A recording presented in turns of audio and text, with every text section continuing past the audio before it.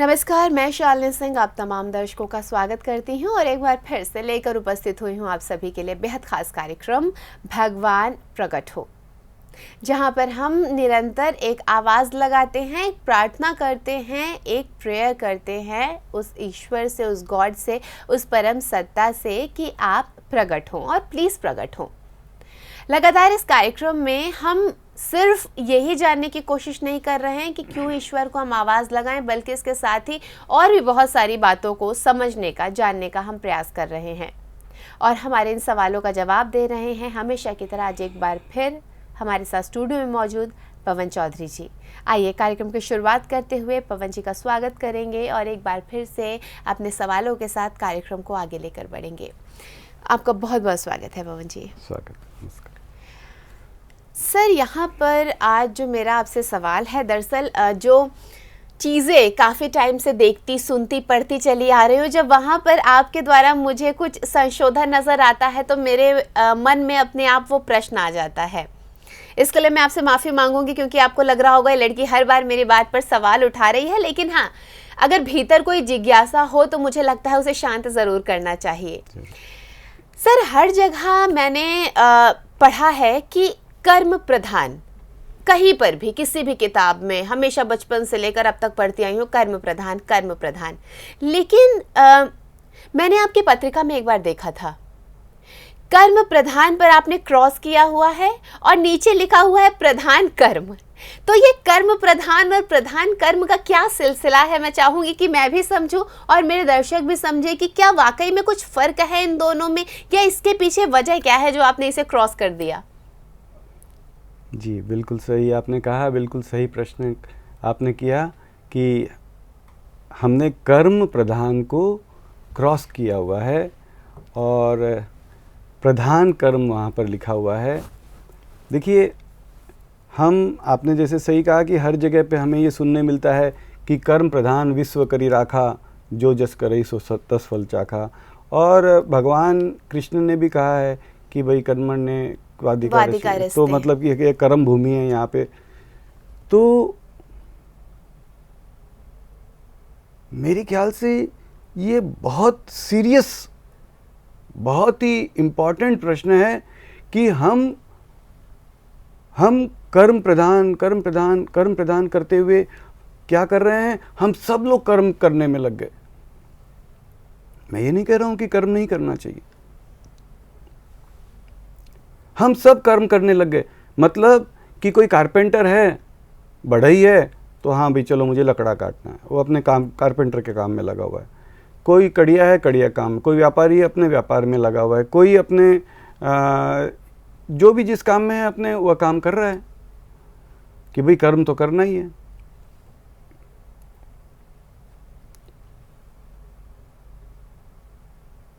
मैं आपसे एक प्रश्न करना चाहता हूं। बिल्कुल सही है, हम कर्म करते हैं और हमें कर्म करना भी है।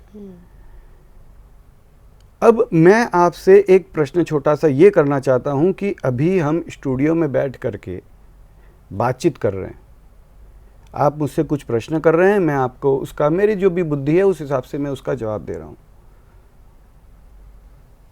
ठीक है, ये काम हम कर रहे हैं। अब यहाँ पर हमें तुरंत एक खबर मिले, अरे जल्दी करो भागो भागो भागो, क्या हुआ, बोले ये बिल्डिंग में आग लग गई है।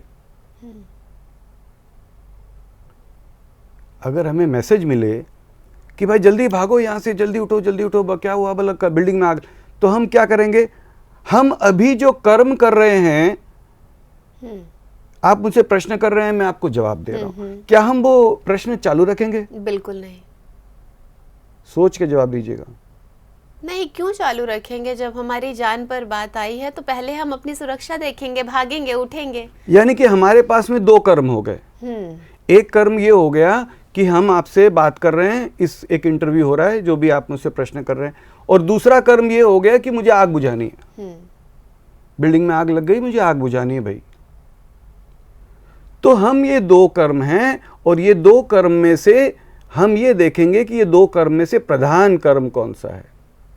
कर्म तो दोनों ही हैं, लेकिन उसमें से मोस्ट इंपॉर्टेंट कौन सा है? We take the important one and we leave the other one. बिल्कुल, obviously. So there is a great difference between the karm pradhan and the pradhan karm. Exactly, there is. हमारा जीवन इतना important है, it is meant for प्रधान कर्म. The important one should be taken first. Important one should be taken first. It is not that कि कर्म प्रधान, हाँ भाई कर्म प्रधान. We know that we are going to die. We know that we are going to our life is exhausting. We know that हम खत्म होते जा रहे हैं. मैं जान रहा हूँ कि मैं 55 साल खत्म हो चुका हूँ. कई बार हम एग्जाम्पल देते हैं, मान लीजिए कोई सॉफ्ट ड्रिंक का डब्बा होता है आजकल, पेपर के डब्बे में आता है, हम उसको स्ट्रॉ से पीते जा रहे हैं, कम होते जा रहा है. थोड़ा सा बचा है, लेकिन डब्बे को कुछ नहीं हुआ है. डब्बा एकदम एज इट इज, सुंदर, रंगीन, चमचमाता हुआ, हाथ में लिया हुआ है, लेकिन अब उसमें इतना ही ड्रिंक बचा है. ड्रिंक पीते इतना आया, खत्म हो गया. खत्म होते क्या किया हमने? We just throw it. डब्बे को कर्श कर दिया और फेंक दिया. तो क्या ये डब्बे को कर्श करने वाला काम उस लास्ट सेकंड में ही हुआ? इट इज, ये होते जा रहा है, उसकी लाइफ खत्म होती जा रही है. हमारा जीवन की भी लाइफ खत्म होती जा रही है.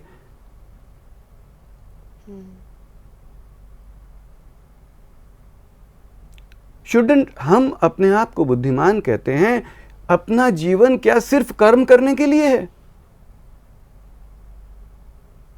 सुबह उठे, हाँ मैं भी कर्म करता हूं, ऐसी बात नहीं है, मैं कोई 30 मार का हूं, लेकिन साथ साथ में हमारा एक फर्ज बनता है कि हम,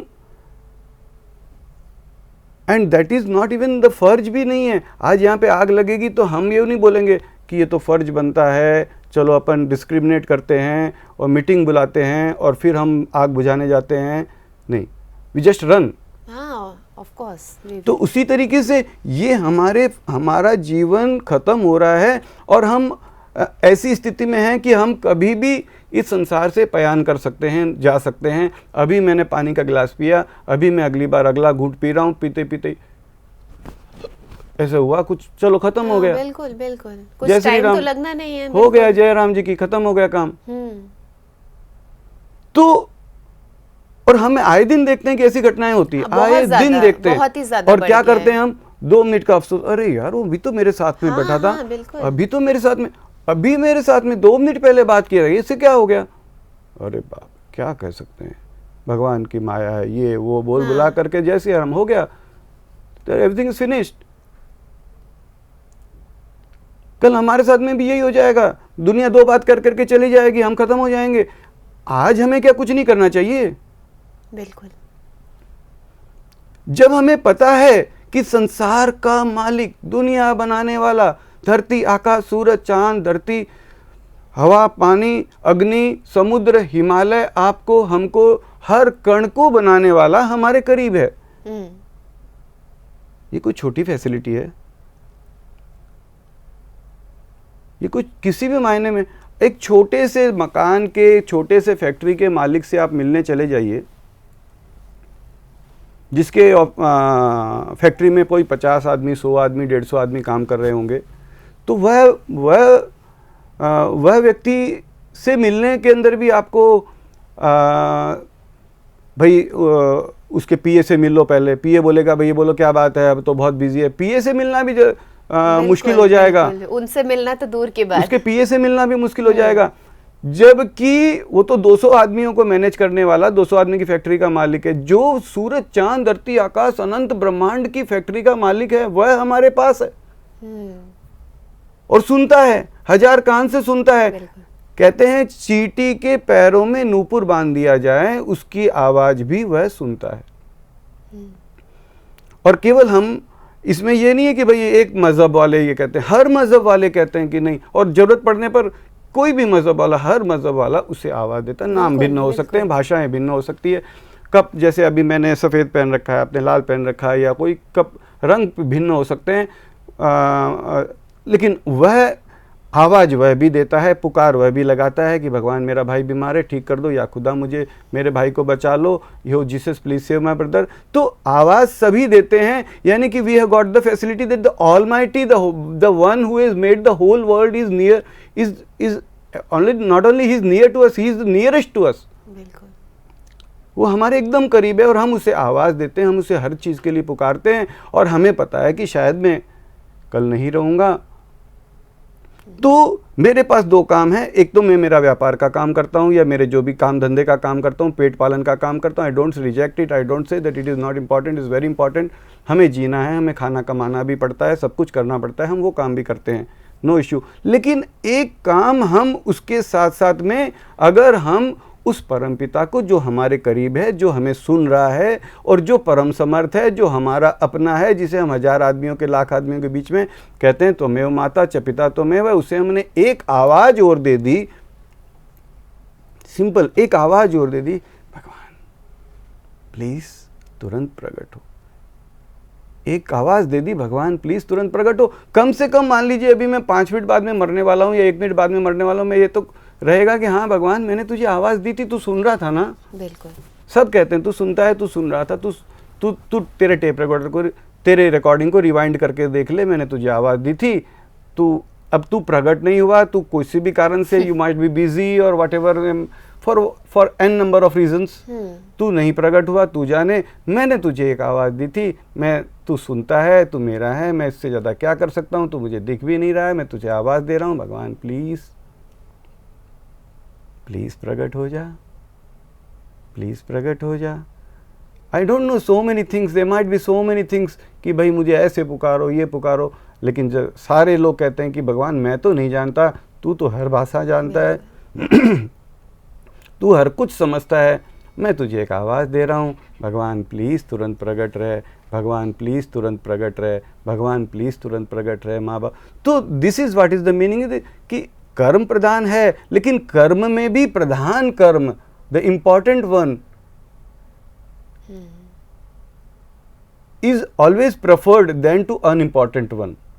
हम जो विशेष काम होता है, जो इम्पॉर्टेंट काम होता है, अब आप डॉक्टर को भी, मैं किसी का वो नहीं बोलना चाहता हूँ, लेकिन अगर मान लीजिए कोई डॉक्टर है, उनके पास में बहुत अच्छा क्लिनिक चल रहा है और बहुत लोग आ रहे हैं, तो क्या करेगा, भैया 100 रुपया देखने का चार्ज है, 200 लोग आने लग गए, भाई चार्ज है ना, 100 में काम नहीं पड़ता, 200 रुपया विजिट फीस हो जाएगा।